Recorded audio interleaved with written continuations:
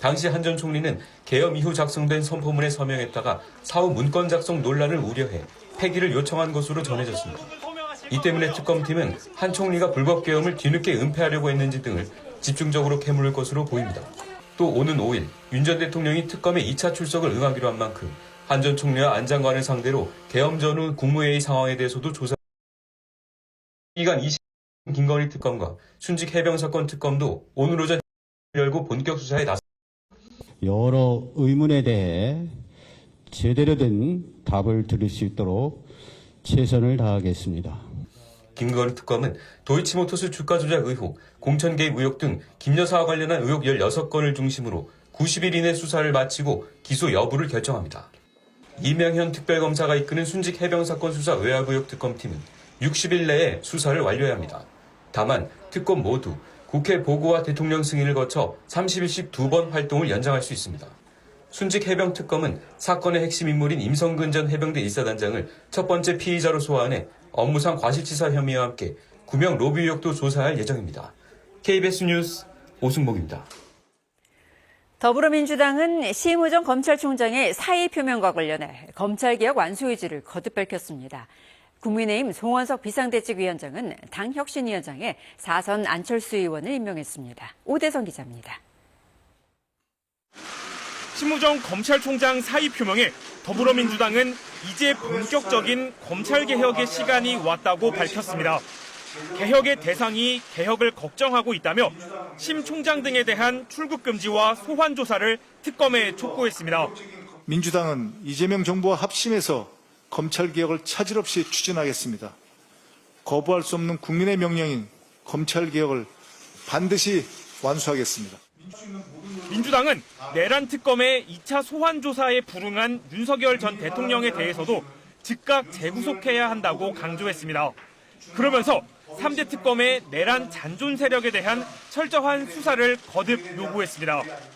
새 비상대책위원회를 꾸린 국민의힘은 지도부 현충원 참배를 시작으로 공식 일정에 들어갔습니다. 송원석 비상대책위원장은 첫 기자회견을 열고 당 혁신위원장에 4선 안철수 의원을 임명하는 등 근본적인 당 혁신안을 마련하겠다고 밝혔습니다. 혁신은 선택이 아니라 존립을 위한 절박하고도 유일한 길입니다.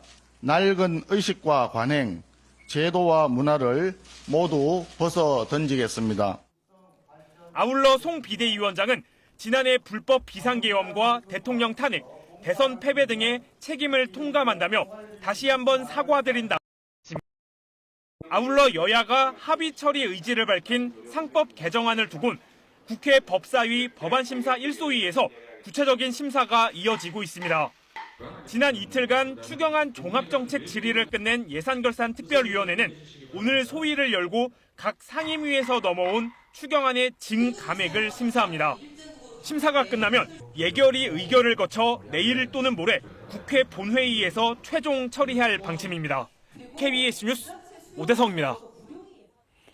정부 조직 개편을 논의 중인 국정기획위원회가 기획재정부와 검찰 개편은 이재명 대통령 공약에 따라 변동 없이 추진될 거라고 밝혔습니다.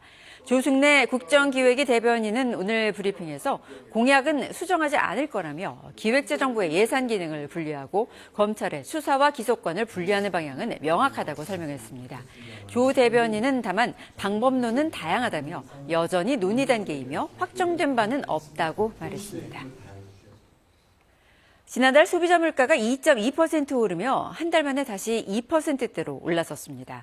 특히 라면이나 빵, 커피같이 소비자들이 자주 구매하는 가공식품의 물가가 많이 올랐습니다. 이승훈 기자가 보도합니다.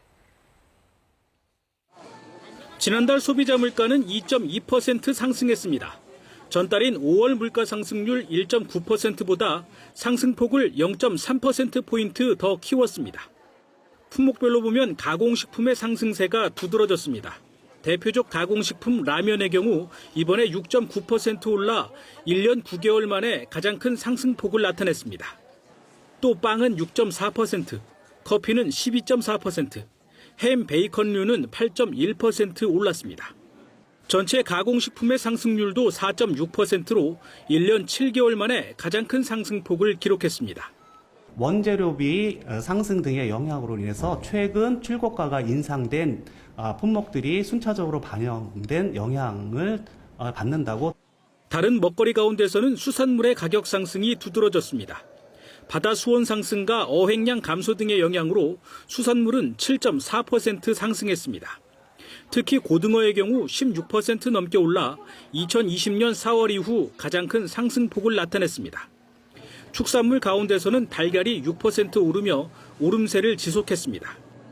물가에 미치는 영향이 큰 석유류는 국제유가 상승 등의 영향으로 0.3% 오르며 상승세로 전환했습니다. 정부는 먹거리 물가 안정을 위해 주요 식품 원료에 대한 할당 관세를 적용하고 농축수산물의 할인 지원도 지속하겠다고 밝혔습니다. KBS 뉴스 이승훈입니다. 오늘 오전 11시 반쯤 강원도 강릉시 영동고속도로 강릉 방향 강릉 대관령 휴게소에서 81살 운전자가 몰던 SUV 차량이 휴게소 식당가로 돌진했습니다. 이 사고로 식당 안에 있던 30대 남성이 중상을 입었고 15명이 경상을 입어 인근 병원으로 이송됐습니다. 경찰은 주차 중 페달을 잘못 밟았다는 운전자 진술을 토대로 정확한 사고 경위를 조사하고 있습니다. 현재 대부분 지역에서 구름이 많이 지나는 가운데 경기 북부와 강원 북부 지역에는 소나기가 오는 곳이 있습니다. 오늘 저녁까지 곳곳에서 소나기가 예상됩니다.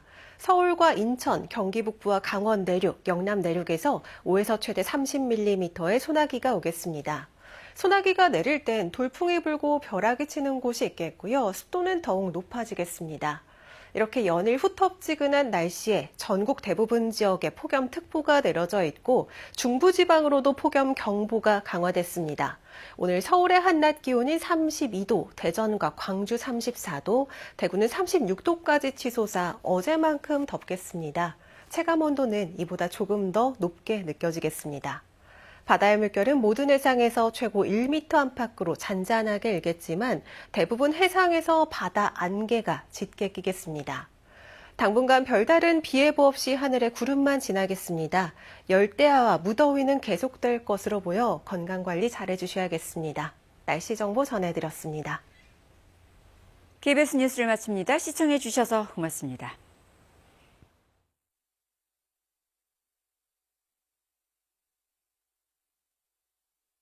야외 활동 시 식중독 사고 예방법. 조리 전 세정제를 사용하여 30초 이상 손을 씻어주세요. 조리한 음식은 충분히 식힌 후 별도의 도시락 용기에 담습니다. 조리한 음식은 아이스박스 등을 이용하여 5도 이하로 보관하고 가급적 빠르게 섭취하세요. 마실 물은 미리 준비하고 식수대를 이용할 경우 공인기관의 식수 수질 검사 성적서를 확인합니다. 남은 음식과 음료는 장시간 이동 중 상할 수 있으므로 가급적 섭취하지 않습니다. 안녕하세요.